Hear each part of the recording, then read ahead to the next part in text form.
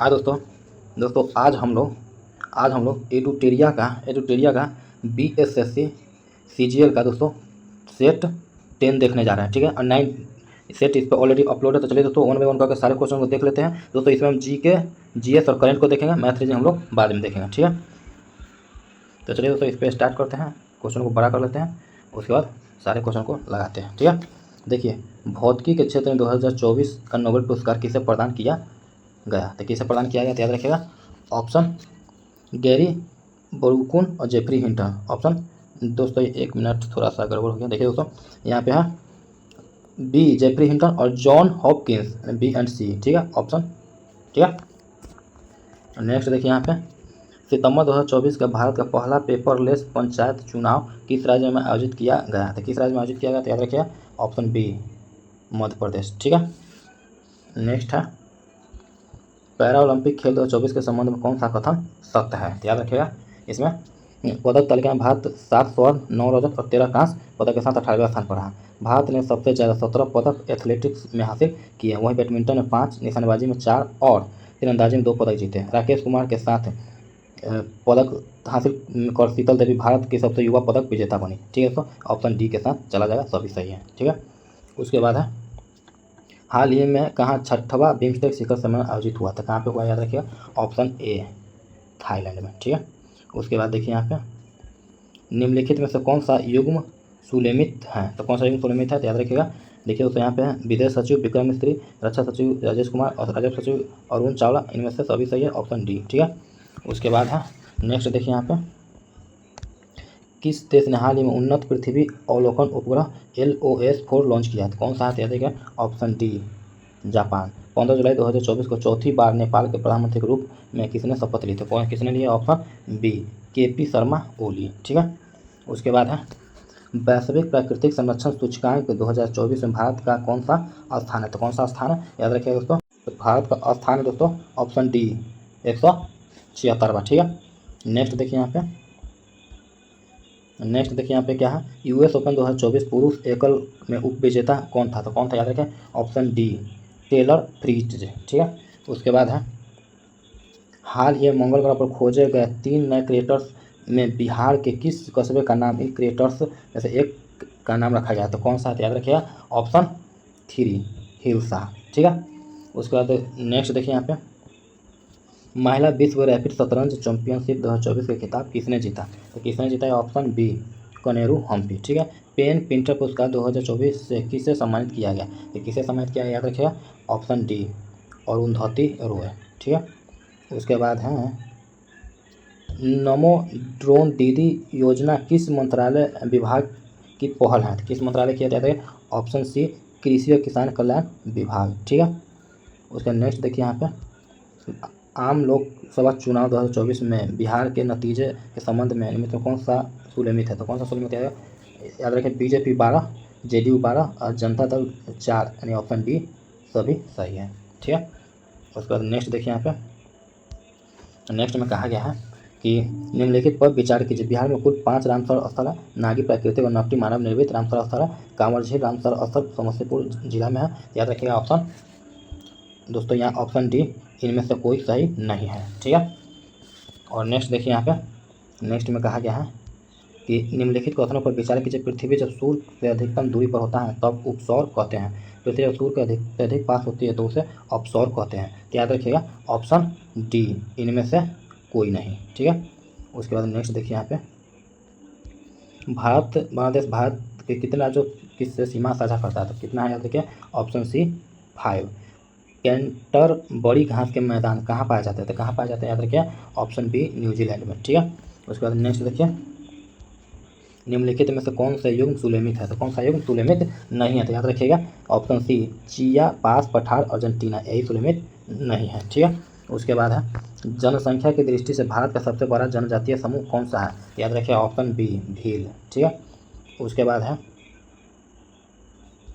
सूची 1 और सूची 2। ठीक है, तो याद रखिए देखिए दोस्तों यहाँ पे बांदीपुर। तो बांदीपुर कहाँ पे है? तो बांदीपुर है दोस्तों कर्नाटक में। ठीक है, मानस कहाँ है दोस्तों? याद रखिए मानस जो है दोस्तों असम में है। ठीक है, और नाम दफा जो है दोस्तों अरुणाचल प्रदेश में, और सिंपली पाल जो है उड़ीसा में है। तो देखिए 3, 1, 2, 4 3 1 2 4 है कहीं पे, तो याद रखिए ऑप्शन सी यही हो जाएगा। उसके बाद नेक्स्ट देखिए यहाँ पे, सहकारी समितियों के गठन के लिए संविधान के निम्नलिखित प्रावधानों में से कौन सा प्रावधान प्रदान करता है, तो कौन सा है, तो देखिए अनुच्छेद 19 सही है, अनुच्छेद 43 भी सही है, अनुच्छेद भाग 9 भी, इनमें से सभी सही है। ठीक है। उसके बाद नेक्स्ट देखिए यहाँ पे, संविधान द्वारा प्रदत्त धर्म की स्वतंत्रता के अधिकार के संदर्भ में निम्नलिखित में कौन सा कथनों पर विचार कीजिए। यह गैर नागरिकों को भी लागू होता है। इसमें किसी भी धर्म का पालन न करने की स्वतंत्रता भी शामिल है। संविधान बलात् तथा प्रलोभनों द्वारा धर्मांतरण कराने पर रोक लगाता है। याद रखिए दोस्तों, इसमें ऑप्शन डी 1 2 3 सभी सत्य है। ठीक है। उसके बाद नेक्स्ट देखिए यहाँ पे, जीव भार का पिरामिड किस पारिस्थितिकी तंत्र में उलट जाता है, किसमें हो जाता है, तो ऑप्शन बी तालाब। ठीक है। उसके बाद यहाँ पे देखिए, यहाँ पे है देखिए, निम्नलिखित में से कौन सा तत्व भारतीय संविधान में कनाडा के संविधान से प्रेरित होकर नहीं लिया गया है, तो कौन सा याद रखिएगा, ऑप्शन ए समवर्ती सूची की व्यवस्था। ठीक है। उसके बाद है भारत में नियोजन को किस सूची का विषय बनाया गया है, तो किस सूची का विषय बनाया गया, याद रखिएगा ऑप्शन सी समवर्ती सूची का। किस महाद्वीप को द्वीपीय महाद्वीप कहा जाता है, तो कौन सा है, तो याद रखिए ऑस्ट्रेलिया महाद्वीप को, ऑप्शन डी।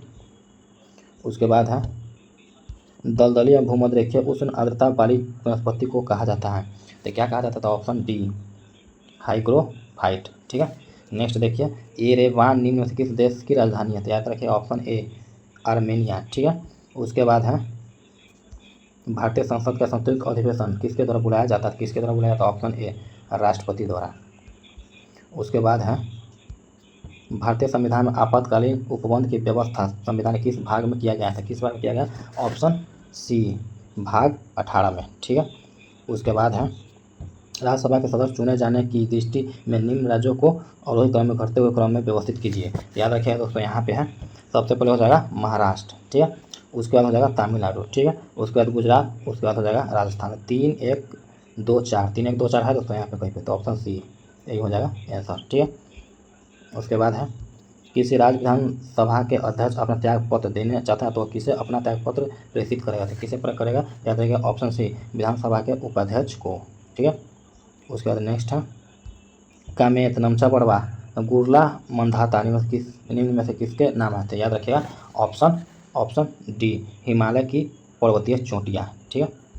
उसके बाद नेक्स्ट देखिए यहाँ पे, राष्ट्रीय मानवाधिकार आयोग के अध्यक्ष चेयरमैन कौन होता है, तो याद रखिएगा कौन होता है, ऑप्शन सी भारत के सेवानिवृत्त मुख्य न्यायाधीश या न्यायाधीश। ठीक है।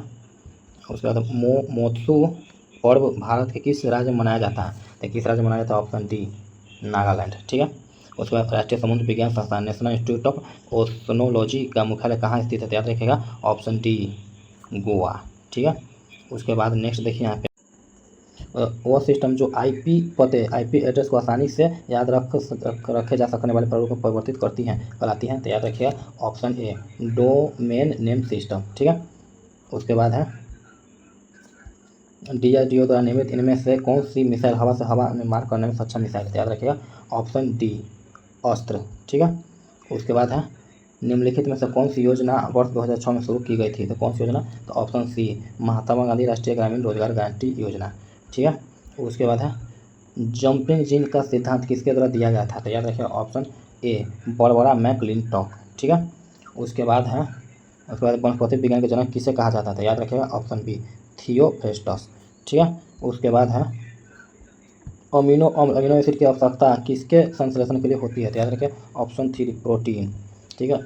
मेलाटोनिक हार्मोन्स जो नींद के लिए उत्तरदायी हैं किस ग्रंथि से स्रावित होती है, तो किससे होती है, तो ऑप्शन ए पीनियल ग्रंथि। ठीक है।